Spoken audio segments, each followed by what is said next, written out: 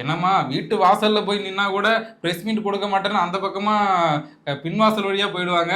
இப்போ வாண்டடா கூப்பிட்டு வச்சு ஆதவர்ஜுனா பிரஸ் மீட் கொடுத்திருக்காரு. அதுவும் திமுகவை பாயிண்ட் பண்ணி அடிச்சிருக்காரு. ஆமாண்ணே, 2026 பிறந்த உடனே தாவேக்கால இருக்கிறவங்களுக்கு புது ஞானம் பிறந்துருச்சு போல. அதனாலதான் பாயிண்டோட திமுகவை வச்சு செஞ்சிருக்காரு ஆதவர்ஜுனா. என்னம்மா சொல்லியிருக்காரு அப்படி? நிறைய பாயிண்ட் பண்ணிருக்காருன்னு, 1 2 1 ஹவருக்கு மேல பேட்டியே கொடுத்திருக்காரு. அதுல முக்கியமா நிறைய சொல்லியிருக்காரு. அது என்னன்னா, சட்டமன்றத்துல நேரலை நடக்கிறது இல்ல, ஏன் நேரலை நடக்கல அப்படின்னு முதலமைச்சரை கேள்வி கேட்டிருக்காரு. இன்னொரு விஷயம், முக்கியமான விஷயம், டிஎன்பிஎஸ்சி ரத்தானதுக்கு குரல் கொடுத்திருக்காங்க. இது ரொம்பவே வரவேற்க வேண்டிய ஒரு விஷயம் தான். இது வரைக்கும் தமிழக வரலாற்றுல இது வரைக்கும் நடந்ததே கிடையாது. ஒவ்வொரு மாணவனும் தன்னுடைய மாவட்டத்திலிருந்து கிளம்பி வரும் பொழுது எவ்வளோ கஷ்டப்பட்டு பஸ்ஸில் ஏறி ட்ரெயினில் ஏறி தெருவுலையும் பீச்சிலையும் படுத்துட்டு எக்ஸாம் எழுதினாங்க முதலமைச்சருக்கு தெரியுமா, இல்லை அமைச்சருக்கு தெரியுமா? அப்போ இன்னைக்கு இருக்க ஒரு அரசு வேலை வாய்ப்பை கூட, ஒரு என்ட்ரன்ஸை கூட, ஒரு எக்ஸாம் எழுத வைக்க முடியாத ஒரு நிர்வாக திறனற்ற அரசு தான் இந்த திமுக அரசு. இதை நாங்கள் வன்மையாக கண்டிக்கிறோம். என்ன பிரச்சனை நடந்தாலும் இதுக்கும் எங்களுக்கோ சம்பந்தமே இல்லைன்னு சொல்லக்கூடியவங்க தான் தாவேக்கா. அப்படி இருக்கும்போது டிஎன்பி எக்ஸாம் ரத்தானதுக்கு முதல்ல வாய் திறந்து பேசியிருக்காங்க. அதுக்காகவே இந்த பிரஸ் மீட்ல வச்சாங்கன்னு கூட சொல்லிக்கலாம். ஆமாம்மா, நீ ஃபர்ஸ்ட் ஒரு பாயிண்ட் சொன்னில, அசம்பிளியில வந்து நேரலை ஒளிபரப்பல அப்படின்னு ஆதவர்ஜுனா சொன்னார்னு. நேரலை ஒளிபரப்பிட்டு தான் இருக்காங்க. ஆனா எதிர்கட்சிகள் பேசும்போதே அவங்க என்ன பேசுறாங்க, அவங்க என்ன குற்றச்சாட்டு வைக்கிறாங்க அப்படிங்கறத வந்து ஒளிபரப்ப மாட்டாங்க. கட் பண்ணி டைரக்டா முதல்வர் பேசுறத போட்டுறாங்க. எதிர்கட்சியா இருக்கும்போது நேரலை ஒளிபரப்ப சொன்ன திமுக இன்னைக்கு ஆளுங்கட்சியான பிறகு லைவ் டெலிகாஸ்ட் பண்ணல. லைவ் டெலிகாஸ்ட் பண்ணணும். எதிர்கட்சியா இருக்கக்கூடியவர்கள் இந்த கேள்விகளை கேட்கணும். இந்த டிஎன்பிஎஸ்சில என்ன நடந்தது தெரியுமா? இந்த டிஎன்பிஎஸ்சி எக்ஸாம்ன்றது பல மாணவர்களுடைய ஒரு மிகப்பெரிய கனவா இருக்கும். எல்லாமே தயாராயிட்டாங்க, இன்னைக்கு 8ஆம் தேதி எக்ஸாம்ன்றதுக்காக எல்லாரும் போய் நிக்கிறாங்க. ஆனா அங்க போன பிறகுதான் அவங்களுக்கு ஒரு மிகப்பெரிய ட்விஸ்ட் காத்திருக்கு. அது என்னன்னா, அவங்க ஹால் டிக்கெட்ல கொடுக்கப்பட்ட சென்டரும் அங்க அவங்களுடைய சென்டர் இல்லைன்றது அன்னைக்கு காலையில தான் தெரிய வருது. இதனாலதான் மாணவர்கள் எல்லாரும் போராட்டம் பண்றாங்க. நாங்க இதுக்காக எத்தனை ஆண்டுகளா இதுக்காக ப்ரிப்பேர் பண்ணிட்டு இருக்கோம், இப்படி ஒரே நிமிஷத்துல எங்களுக்கான இடம் இதுல இல்ல அப்படின்னு சொல்லி வேற இடத்துக்கு மாத்த சொல்றீங்களே அப்படின்னா நாங்க எப்படி அரை மணி நேரத்துல போவோம்? அரும்பாக்கத்துல இருந்து நந்தனம் கல்லூரிக்கு நாங்க போகணும்னா எங்களால எப்படி போக முடியும்னு கரெக்டா தானே அவங்க கேட்டாங்க. இததான் ஆதவர்ஜுனாவும் சொல்றாங்க. ஏன்னா ஒரு வேலைங்கிறது ஒரு சாதாரண விஷயம் இல்ல. படிச்சுட்டு வீட்டுல வேலை வாய்ப்பு கிடைக்காத பொழுது எந்த மாதிரியான நெருக்கடிகள் இருக்குன்னு இவங்களுக்கு எல்லாம் தெரியாது. தன்னுடைய மகனை எடுத்தோடனே முதலமைச்சர் துணை முதலமைச்சர் ஆக்கிற முதலமைச்சருக்கு தெரியாது. ஒவ்வொரு மகனும் மகளும் ஒரு வேலை வாய்ப்புக்காக அரசு வேலைவாய்ப்பு முகாம்ல ஏறி இறங்கும் பொழுது அதோட வழி என்னன்னு தெரியாது. ஒரு டிஎன்பிஎஸ்சி எக்ஸாம கூட உருப்படியா நடத்த முடியாதா திமுகவால அப்படின்னு சொல்லிட்டு எல்லா கட்சிகளை சேர்ந்தவங்களும் குரல் கொடுக்குறாங்கன்னு. இததான் ஆதவர்ஜுனாவும் சொல்லியிருக்காரு. இதனாலயே ஒரு எக்ஸாம் கூட நடத்த முடியாதான திமுகவை கிழின்னு கிழிச்சிருக்காரு ஆதவர்ஜுனா. ஆமா, இந்த டிஎன்பிஎஸ்சி எக்ஸாம் வந்து திமுக அரசோட மிகப்பெரிய பிழை தான். ஏன்னா இது வரைக்கும் இது மாதிரி நடந்ததே கிடையாது. ஒரு தடவை டேட் ஃபிக்ஸ் பண்ணிட்டாங்கன்னா அந்த சொன்ன தேதியில தேர்தல் நடந்து முடிஞ்சிடும். ஆனா இந்த தடவை நடக்கல. இந்த தடவை தான் வந்து முறையா வந்து ஆதவர்ஜுனா வந்து பாயாசம்லாம் பேசாம டைரக்டா பாயிண்ட பிடிச்சி பேசியிருக்காப்புல. எக்ஸாமினேஷன் ரூம்ல போயிட்டு 4,20,000 பேர் எழுதி அதுல இருந்து 9,000 பேருக்கு மேலப்பட்ட ஒரு ஸ்டூடெண்ட்ஸை வந்து எழுத வச்சு அதை கேன்சல் பண்ணி அவங்களை மன உளைச்சல் ஆக்குறதை நாங்கள் வன்மையாக கண்டிக்கிறோம். முதலமைச்சர் மு.க. ஸ்டாலின் கலாய்ச்சி தான் பேசியிருக்காரு. அது என்ன தெரியுமா? என்னம்மா? முதலமைச்சரை ரோபோ முதலமைச்சர்னு சொல்லியிருக்காருன்னு. அதெல்லாம் ஆதவர்ஜுனா பேசுறாரு பாத்தீங்களா? வீட்லயே ரோபோ உட்கார வச்சுட்டு இவர் வந்து இங்க உட்காந்து பேசிட்டு இருக்காரு. ஏன் அப்படி சொல்றேன்னு உனக்கே தெரியும். விஜய் வந்து எங்க போய் மக்களை சந்திச்சிருக்காரு? யாரையாவது போய் பார்த்திருக்காரா? எடப்பாடி இதை சொல்லலாம், ரோபோ முதல்வர், ரோபோ மு.க. ஸ்டாலின் அவரு சொல்லலாம். ஆனா இது ஆதவர்ஜுனா சொன்னாரு பாத்தியா, அதுதான் எனக்கு காமெடி தாங்க முடியல.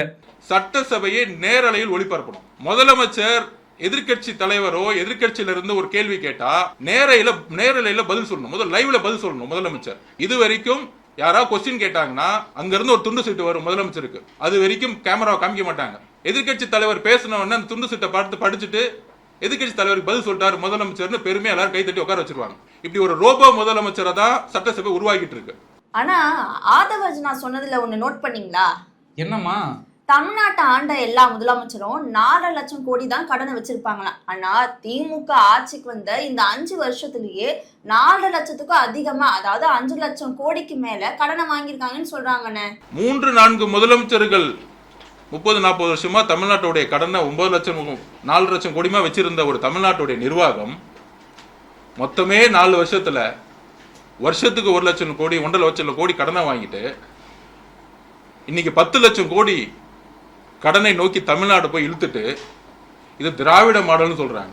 ஆதவ சொன்னோன்னே நான் ஒரு லிஸ்ட் எடுத்தேன். 2016 வரைக்கும் தமிழ்நாட்டோட கடன் எவ்வளவு இருந்துச்சுன்னா 2.85 லட்சம் கோடி இருந்திருக்கு. அதுக்கப்புறம் 2016-21 வரைக்கும் அதுல ஒரு 2 லட்சம் வந்திருக்கு. அப்ப 2021 வரைக்கும் தமிழ்நாட்டோட கடன் பாத்தீங்கன்னா 4.85 லட்சம் கோடி. அதுக்கப்புறம் இந்த 2021 இருந்து 2025 வரைக்கும் திமுக ஆட்சியில மட்டும் 5 லட்சம் கோடி, கிட்டத்தட்ட 10 லட்சம் கோடியை நெருங்கி இருக்கு தமிழ்நாட்டோட கடன் சுமை. இது மிகப்பெரிய ஒரு அதிர்ச்சியா தான் இருக்கு. திமுக ஆட்சியில திட்டங்கள் நிறைய வந்தாலும் கடன் சுமையும் ரொம்ப அதிகமா ஏறி இருக்கு. ஆனா இத அப்படின்னு மட்டும் நம்ம பார்க்க முடியாது இல்லைன்னா. ஏன்னா தமிழ்நாட்டு அரசு நிறைய திட்டங்களை கொண்டு வந்தாங்கதான். பெண்களுக்கு இலவச பேருந்து பயணம் சொன்னாங்க.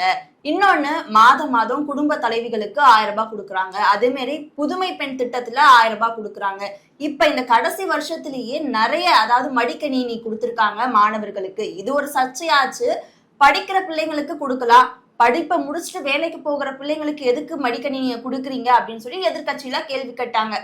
ஆக மொத்தத்துல திமுக செஞ்சிருக்காங்க, அதெல்லாம் குறை சொல்ல முடியாது. அதனாலேயே கூட கடன் அதிகமா இருக்கலாம். ஆனா ஆதவர்ஜனா இன்னொன்னு கேட்கிறாரு. அது என்னன்னா, நீங்க வெளிநாட்டுக்கெல்லாம் போறீங்க, ஆனா முதலீட்டுகளை கொண்டு வரீங்கன்னு சொல்றீங்களே, அதுக்கான வெள்ளை அறிக்கையை ஏன் கொடுக்கல அப்படின்னு கேட்கிறாரு.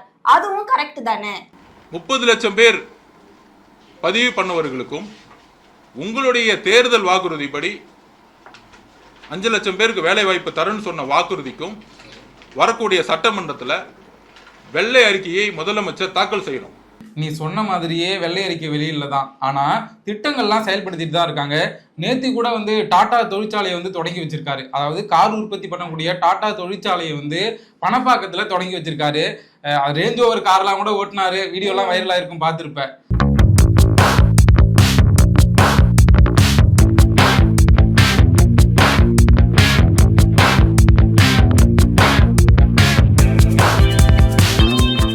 வெள்ளை அறிக்கை வெளியிடாததான் ஒரு மிகப்பெரிய ஒரு குற்றச்சாட்டா இருக்கு. அதை கரெக்டா பாயிண்ட் பண்ணி ஆதவ அர்ஜுனா சொல்லியிருக்காரு. அதே மாதிரி நிறைய மாணவர்களுக்கு வேலை இல்லாம திண்டாட்டத்துல இருக்காங்க அப்படின்றதையும் ஆதவ அர்ஜுனா சொல்லியிருந்தாரு. ஆனா இப்படி நிறைய பாயிண்ட் பண்ணி ஆதவ அர்ஜுனா பேசியிருந்தாலும் அவருக்கான ஒரு ஸ்டைல் இருக்குல்ல, அது என்னன்னா வாய் கொடுத்து மாட்டிக்கிறது. இவரு விஜய காப்பாத்துறேன்னு ஒரு சம்பவம் பண்ணி விட்டாரு. அது என்ன தெரியுமா? அதாவது என்ன சொல்றாருன்னா, இப்ப அரசியலுக்கு வந்துட்டாராம் விஜய். சினிமாவில இருந்திருந்தா இந்நேரம் ஜனநாயகன் படத்தை குரல் கொடுத்து ரிலீஸ் ஆகி பட்டை கிளப்பிருக்கும் அப்படின்னு சொல்றாரு. நீங்க சினிமாவில இருந்து இப்ப அரசியல் வந்துட்டீங்கன்னு சொல்றீங்க. ஆனா இன்னும் உங்க விஜயோட கடைசி படம் ரிலீஸே ஆகல. விஜயோட கடைசி படம் ரிலீஸ் ஆனாதான் இவர் ஃபுல் டைம் பாலிடிக்ஸுக்கே வருவாரு. அது வரைக்கும் ஒரு ஆஃப் டைம் பாலிடிக்ஸ் தான். அப்படி இருக்கும்போது அந்த ஜனநாயகன் படத்தை நம்பி இருக்கிற அந்த தயாரிப்பாளர்கள், டெக்னீசியன்ஸ், அந்த படத்தை சார்ந்து இருக்கிற எல்லாருக்குமே அது மிகப்பெரிய பாதிப்பை ஏற்படுத்தும். அப்போ அவங்களும் உனக்கு வாக்காளர்கள் தானே, அவங்களும் மக்கள்ல ஒருத்தவங்க தானே. அப்போ நீங்க ஜனநாயகன் படத்துக்காக குரல் கொடுத்திருக்கணும். அதுக்கான அழுத்தம் வந்துச்சுன்னா நீங்க அதுக்கு எதிர்வினை ஆற்றியிருந்தாதான் கண்டிப்பா அந்த ஜனநாயகன் படம் ரிலீஸ் ஆகிருக்கும். விஜய் கம்முன்னு இருக்கிறதுக்கு ஆதவ அர்ஜுனா ஒன்னு சொல்லியிருக்காரு. அவர் அரசியல் இருக்கிறதுனாலதான் அவரால் இது பேச முடியல, இதே சினிமாவில இருந்தா கிழிச்சிருப்பாரு அப்படின்னு சொல்லியிருக்காரு. இதெல்லாம் என்ன ஏத்துக்கக்கூடிய விஷயமா? அவர் நடிகர்ல இருந்து வெளியாகி ஒரு கட்சியுடைய தலைவராயிட்டார். கட்சியுடைய தலைவராகி மக்களுடைய பிரச்சனைக்கு போயிட்டார்.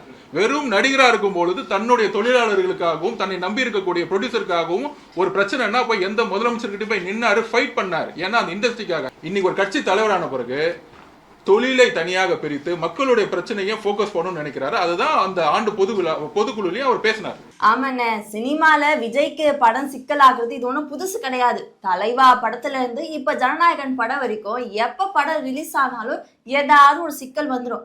ஆனா அதுக்கெல்லாம் விஜய் வாய் திறந்து பேசியிருக்காரு. அது தெரியும்ல? தெரியுமா?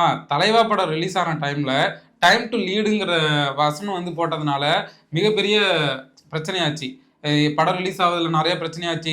தமிழ்நாட்டில் மட்டும் ரிலீஸ் ஆகாம வெளியெல்லாம் ரிலீஸ் ஆச்சு. உடனே என்ன பண்ணார் விஜய், இது மாதிரி மிகப்பெரிய பிரச்சனையில சிக்கியிருக்கோம், நாங்க இதெல்லாம் சரி பண்ணிடுறோம், இதுக்காக அப்போ முதல்வராக இருந்த ஜெயலலிதா கிட்ட போய் நாங்க பேச போறோம் அப்படின்லாம் வீடியோ போட்டாரு.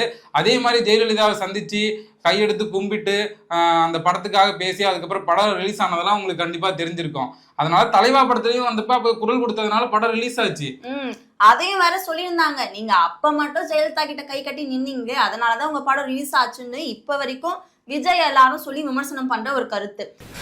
அம்மா அவர்கள் தமிழகத்தில் எவ்வளவோ நல்ல விஷயங்கள் அவங்க செஞ்சுக்கிட்டு இருக்கிறாங்க.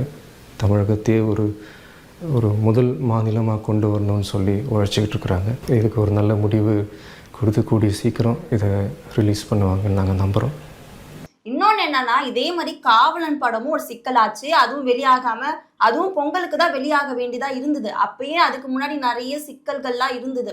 அப்ப விஜய் வந்து ஒரு வார இதழுக்கு பேட்டி கொடுக்குறாரு. அப்ப என்ன சொல்றாருன்னா, எனக்கு ரொம்ப ப்ரெஷரா இருந்தது இந்த படம் ரிலீஸ் ஆகாம, நிறைய பேர் இதை ரிலீஸ் ஆக விடாம ப்ரெஷர் பண்ணாங்க அப்படின்றத அப்பயே போட்டு உடைச்சாரு விஜய். ஆனா இப்ப அரசியலுக்கு வந்துட்டேன்னு சொல்றாரு. அப்படி இருந்தும் ஏன் பாஜகவை எதிர்த்து ஒரு வார்த்தை கூட பேசாம இருக்காரு? ஏமா காவலன் படம் மட்டும் இல்லம்மா, இப்ப அதுக்கப்புறம் இந்த தெரி, அதுக்கப்புறம் மெர்சல், இப்படி வரிசையா அவரோட படத்துக்கு எல்லாத்துக்குமே வந்து இது மாதிரி ரிலீஸ் ஆகும்போது நிறைய பிரச்சனை வந்திருக்கு. கட் அவுட் எல்லாம் வர கிழிச்சிருக்காங்க. அப்போ வந்து ஆடியோ லான்ச்லலாம் வந்து என் மேல வேணா கை வைங்க, என் ரசிகர் மேல கை வைக்காதீங்க அப்படின்னு அவரே பேசியிருக்காரு. ஆனா இந்த மாதிரி சமயத்துல அரசியல் தான் எனக்கு முக்கியம்னு சொல்லிட்டு ரசிகர்கள்லாம் எங்களுக்கு பிரச்சனை இல்லை, அதை சார்ந்திருக்கிற சினிமா சார்ந்திருக்கிறவங்க எல்லாம் இதுக்கப்புறம் நான் கண்டுக்க மாட்டேன் அப்படின்னு அவர் கடந்து போறது வந்து ரொம்ப வந்து விளையாட்டுத்தனமா இருக்கு. மக்களுக்கு எல்லா உண்மையும் தெரியும், மக்கள் எல்லாத்தையும் பார்த்துக்கிட்டு இருக்கிறாங்க. அவர் சினிமா மட்டும் இல்ல, அரசியலையே விளையாட்டாதான் பாக்குறாருன்னு நினைக்கிறேன். ஆனா ஆதவர்ஜுனா இதுல ஒரு காமெடி பண்ணிருக்காரு. என்ன தெரியுமா? என்ன காமெடிமா? எப்பவுமே திமுகவுக்கு போட்டி தாவேகா, தாவேகாவுக்கு போட்டி திமுக தானே சொல்லுவாரு. ஆனா இந்த பிரஸ் மீட்ல அப்படி ஒரு டைலாக் சொல்லல அவரு. அதான் திமுகவுக்கு மேலன்னு ஒண்ணு அழுத்து விட்டு இருக்காரு. நீங்க இன்னும் எலெக்ஷனுக்கே வரல, எலெக்ஷன்ல போட்டியிடணும், போட்டிட்டு இத்தனை பர்சன்டேஜ் ஓட்டு இருக்குன்னு காட்டணும், இத்தனை தொகுதி ஜெயிச்சிருக்கோன்னு காட்டணும். அதெல்லாம் காட்டாம நாங்க திமுகவுக்கு மேல, நாங்க வந்து பாஜகவுக்கு மேல இப்படி ஏதாவது ஒன்று அளந்து விடாதீங்க, தயவு செஞ்சு அதை கொஞ்சம் குறைச்சிக்கோங்க. பொதுவா ஒரு மேட்ச்னா களத்துல 2 டீம் தான் விளையாட முடியும். நாங்க திமுக மட்டும்தான் ஃபோக்கஸ் பண்ணிட்டு இருக்கோம். ஆடியன்ஸா இருக்கவங்களை பார்த்து நாங்க பேசிட்டு இருந்தோம்னா எங்களுடைய கவனம் வந்து சிதறும். எல்லா கொச்சை மொழிகளுக்கும் பதில் தேர்தலுடைய அந்த வெற்றி நாள்ல பதிலா எல்லாருக்கும் கொடுப்போம். ஆமாண்ணே, என்னதான் அவங்க திமுகவுக்கு மேல நாங்க இருக்கோம் அப்படின்னு சொன்னாலும் இப்ப வரைக்கும் பண்ணையூர் பண்ணையாரா தானே இருக்காரு. அதனாலதான் அவர் வீட்டிலேயே இருக்காரு, வாய் திறக்க மாட்டேங்கிறாருன்னு சொல்லிட்டு இருக்கோம். இனிமேலாம் அப்படி சொல்லாத. அதுக்கும் தான் ஆதவர்ஜுன் அந்த பிரஸ் மீட்ல பதில் சொல்லியிருக்காரு. எங்க அண்ணன் விஜய் அண்ணன் வந்து வெளில வந்தாருன்னா மாரத்தார் மாதிரி ஓடுறதுக்கு ரெடியா இருக்காரு. ஆனா மக்கள் பாதுகாப்பு கருதி தான் எங்க அண்ணன் வெளில வராம இருக்காரு. புரியுதா? எங்க அண்ணன் வந்தா எவ்வளவு பேர் வருவாங்கன்னு நீங்களே பார்த்துருப்பீங்க. அதனால இதெல்லாம் ஒரு காரணமா சொல்லாதம்மா. எங்க தலைவர் வச்சு கூட்டத்தை பண்ண முடியாது, இதுதான் பிரச்சனை. சரி, என்னவோ சொல்றீங்க. ஆனா இப்ப ஏதோ விஜய் தொகுதியில போட்டிடுறதுலாம் எக்ஸ்க்ளூசிவா வெளியா இருக்கு அப்படின்லாம் ஏதோ செய்தி வருது. என்ன கதை? ஆமாமா, விஜய் இந்த 5 தொகுதியில ஏதோ ஒரு தொகுதியில தான் போட்டியிட போறாருன்னு ஒரு எக்ஸ்க்ளூசிவான ஒரு தகவல் வந்திருக்கு. அந்த தகவல் என்னன்னு நம்ம இப்ப பார்க்கலாம். விஜய் வந்து சென்னையில் இருக்கக்கூடிய வேளச்சேரி, விருகம்பாக்கம், விக்கிரவாண்டி, நாகப்பட்டினம், திருச்சி கிழக்கு, இந்த 5 தொகுதியில ஏதோ ஒரு தொகுதியில தான் விஜய் போட்டியிட போறாராம். அவரே இந்த 5 தொகுதியும் வாண்டடா சூஸ் பண்ணியிருக்காராம். அது மட்டும் இல்லாம முக்கியமா இந்த 5 தொகுதிகள்ல வேளச்சேரி, விருகம்பாக்கம் இருக்குல்ல, இந்த 2 தொகுதியில ஏதோ ஒண்ணுலதான் போட்டியிட போறாராம். அதனால விருகம்பாக்கம் சென்னையில போட்டிட்டாருன்னா விருகம்பாக்கம் இல்ல வேளச்சேரி இந்த 2 தொகுதியில ஏதோ ஒண்ணுலதான் அவர் போட்டிடுவாரு. சரி, அவர் எந்த தொகுதியில போட்டிட்டாலும் அவருக்கு போட்டியா திமுக தான் களை இறங்கணும்னு ஆல்ரெடி பிளான் எல்லாம் போட்டாங்கன்னு சொல்றாங்க. ஆதவர்ஜுனா வந்து நேற்று 1 மணி நேரம் பேட்டி கொடுத்திருந்தாரு. உண்மையாவே வந்து விஜய் இதெல்லாம் பண்ணுவார் அப்படின்னு எதிர்பார்த்தோம். அதுதான் கடைசி வரைக்கும் நடக்காது போல. ஆனா ஆதவர்ஜுனா இவ்வளவு தூரம் வந்து வெளில பேசியிருக்காரு. முக்கியமா திமுகவை பாயிண்ட் பண்ணி எல்லாம் பேசியிருக்காரு. இதுவே தாவேக்காவில் நடந்த மிகப்பெரிய மாற்றம் தான். கண்டிப்பா அடுத்து விஜயும் வந்து பேசுவாருன்னு எதிர்பார்க்கிறோம். தாவேக்கால இன்னும் மாற்றம் நடக்குன்னு நம்ம எதிர்பார்ப்போம். வெயிட் பண்ணி பார்க்கலாம் என்ன நடக்குதுன்னு.